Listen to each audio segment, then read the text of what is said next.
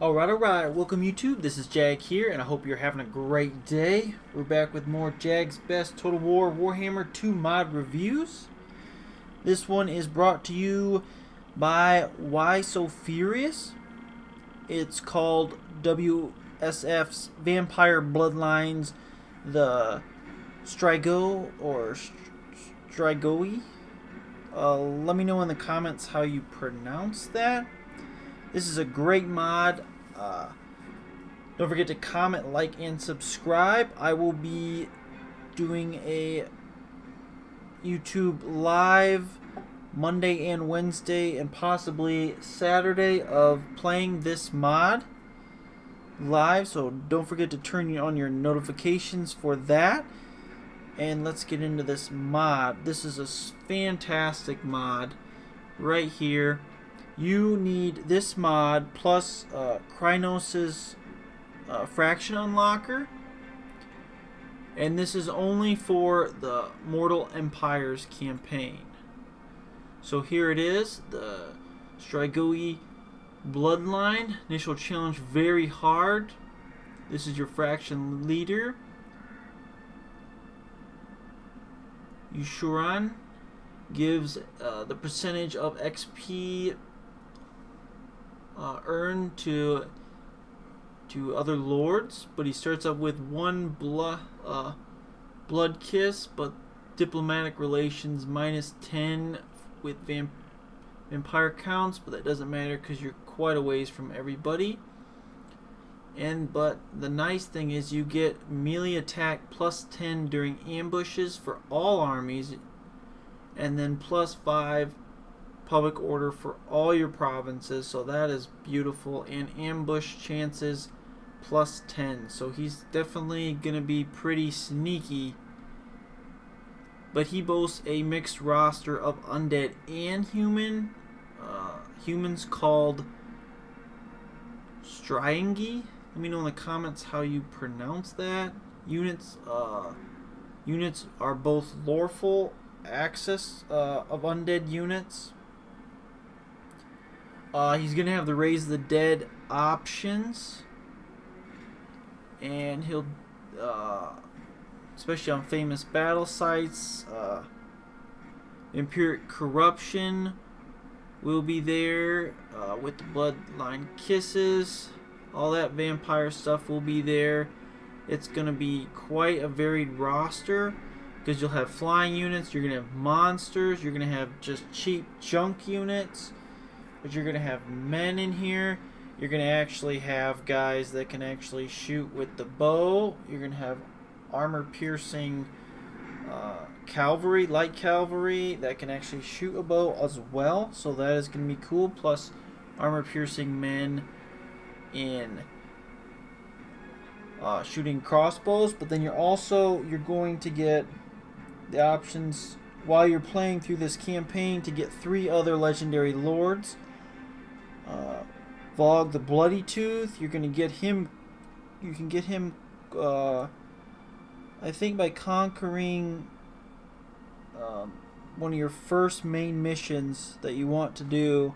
You conquer, you get him, and then you get one called the High Priest. It'll be a ethereal-based focused lord, but then you're gonna get, if you recruit, will level up to a port.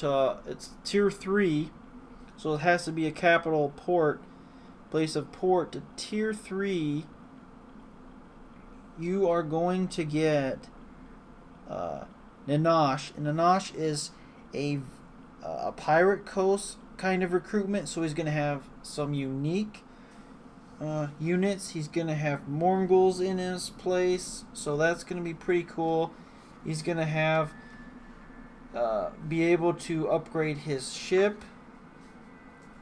So I definitely you should definitely check this out. So let's start it off. Here's a pretty detail. You're gonna be fighting more in the desert area by Khemri. Right on. You're gonna start right. I think that Bretonia's Entria or something like that is gonna be there. So see, you're gonna have, here's your faction leader. You're going to be able to recruit more of them. You got men in here. So it's going to be pretty sweet. A lot of different new units, but a lot of the originals. You're going to have new Regiment of Renowns. So it is going to be pretty sweet. There's going to be different terms, different things. You're going to have skeleton crews with harpoons.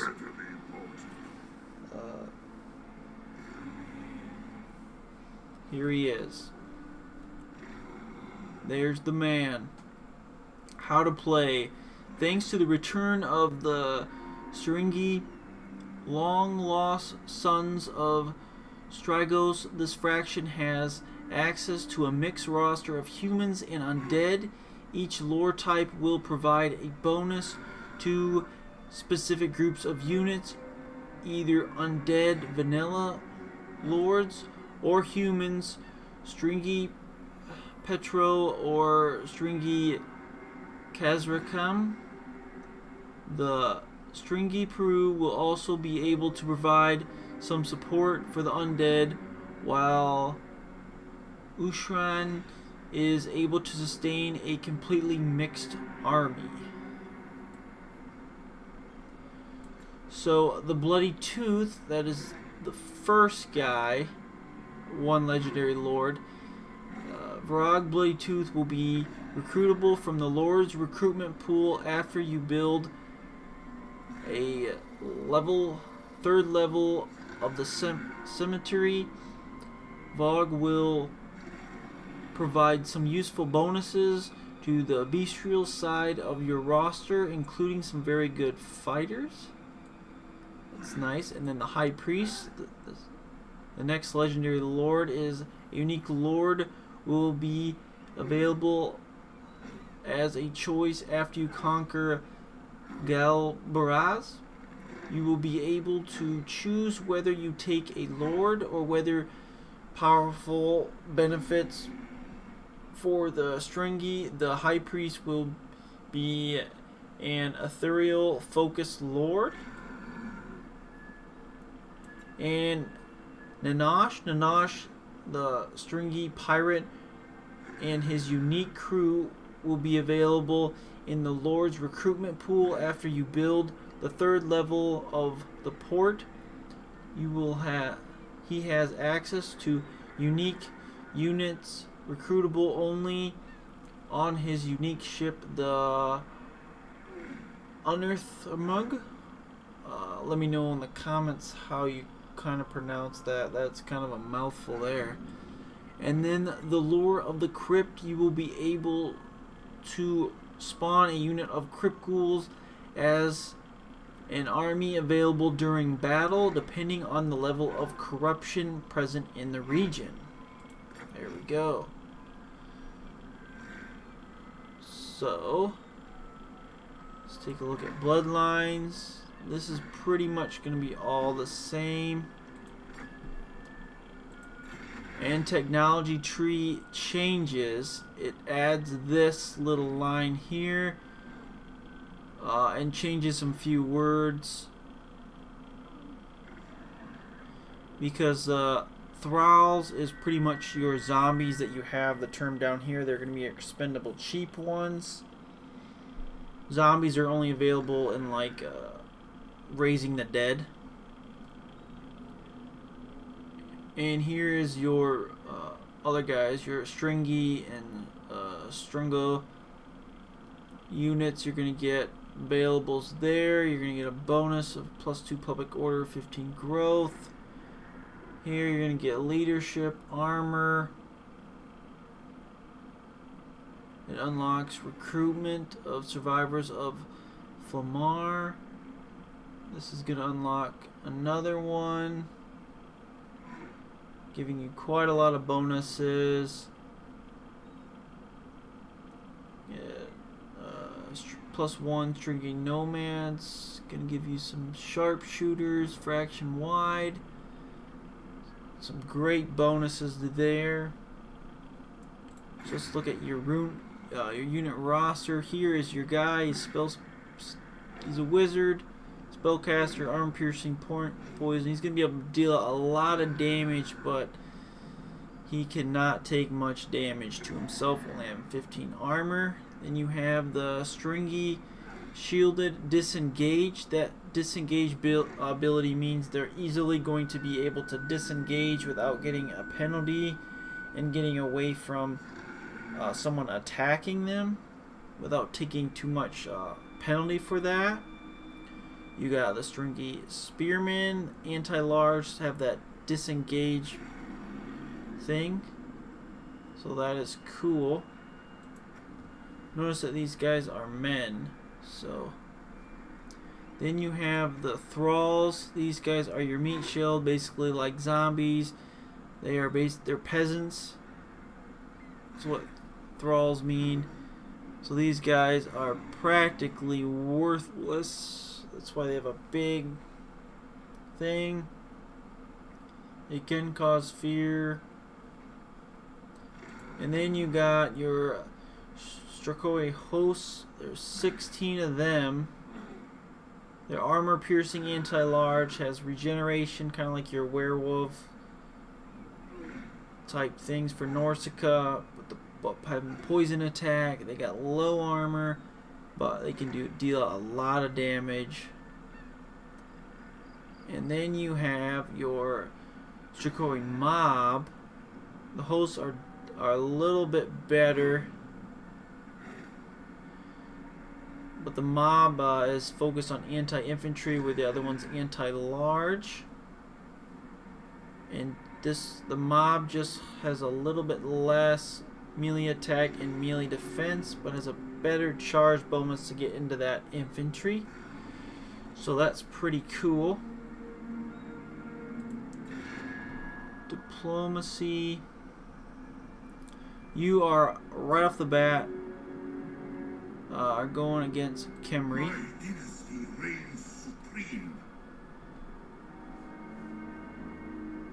No, not Khemri. You're going against the Rekaf dynasty. I'm sorry, King Hakor. So you're going to be going against him. Looks like you have allies in the Sentinels. And that is pretty much it for them. And let's take a look at, you'll be able to recruit right off the bat your Volkar Spearman, your Volknuk. I think that J's gonna be silent. Spearman. These guys are actually pretty good. They got 90 armor right off the bat. Anti-large. Huge with the 42 defense is going to be nice. Then you get your sewer ghouls. They're going to be just like lesser than crypt ghouls. No, they're going to be better. They added stock, so these are going to be a little bit better. Cost a little more than the crypt ghouls, but they only really get change. They're going to be faster and a little bit more weapon strength. You get your standard zombie spearmen and swordmen, and then you got your Vunuk swordmen here, which is a little more balanced. They're not really useful to get this compared to the other. Little bit of a balance issue there. They don't get any advantages really, because their defense drop but their attack doesn't. But they are better than the skeleton warriors off the bat. But if we look at your place, Khemri owns your first place, but you are not at war with them right off the bat. You're at war with the pools of despair down here.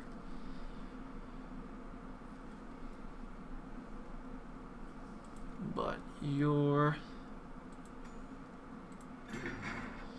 is your tech tree. So you got normal recruitments. There you got you're gonna have meat shield units, but there's your thralls down here. You're gonna have some special units, your Vargeist, your Vargwolf.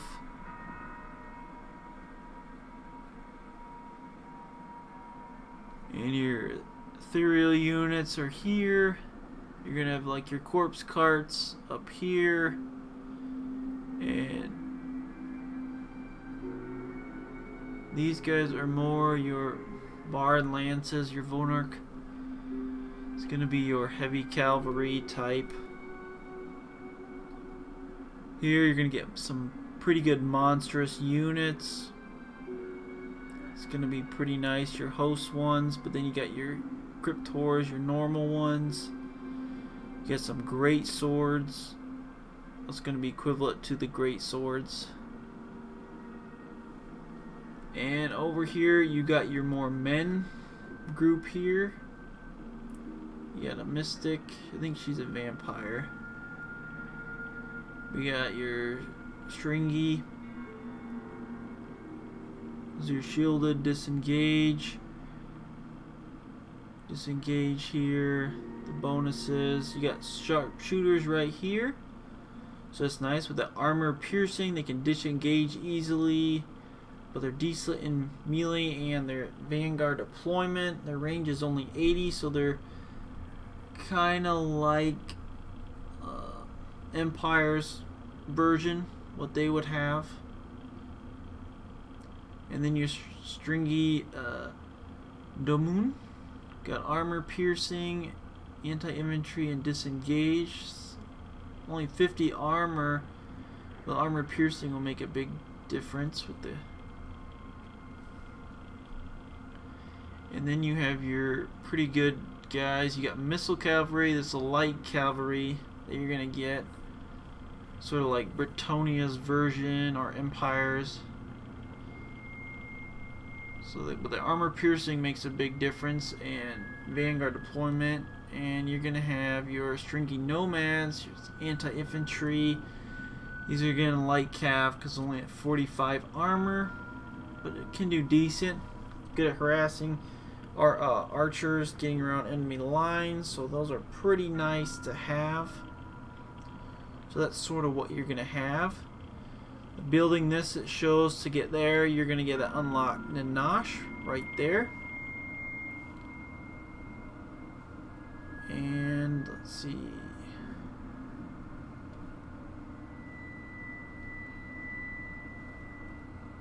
And I think, I don't know where the cemetery is.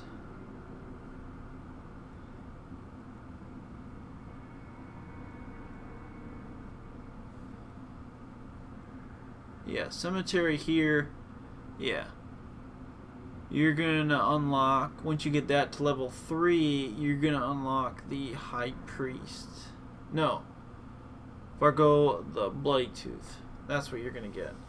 You gotta take a place to get the High Priest. But that's where you unlock them. So you can be unlocked the quickest right here.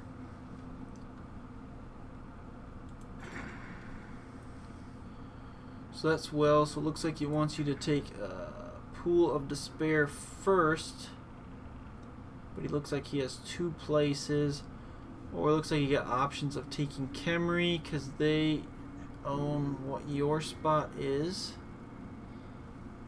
because right now you start out with 0% vampiric corruption, but then again I will be playing this Mondays and Wednesdays and possibly Saturdays at 8 p.m. Eastern time. So I hope you guys enjoy this mod, and hopefully to see you then on a live stream. This is Jag signing out. Peace.